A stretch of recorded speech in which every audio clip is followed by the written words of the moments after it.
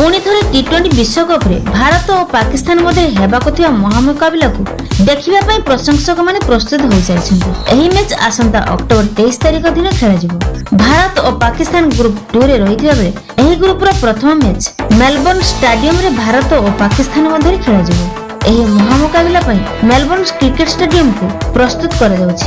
Stadium रे थिबा पुराना घास और माटी को हटाई पिच को अलग प्रकार प्रस्तुत करा जाउथिबार सूचना रहिछि। एहार किछि फोटोचित्र निजे Melbourne cricket ground management social media रे शेयर करछन्ति। मेलबोर्न क्रिकेट स्टेडियम दुनियार द्वितीय बृहत्तम स्टेडियम भाव में परिचित।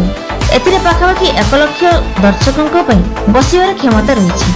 एठारे कही रखुछि कि भारत और पाकिस्तान विगत एशिया कप रे आमना सामना होइतिले। एशिया कप रो उभय दल मध्य दुईटी मुकाबिला खेला जाइतिला। प्रथम मैच रे भारत जीतिथिबा बेले द्वितीय मैच रे पाकिस्तान विजय लाभ करथिला।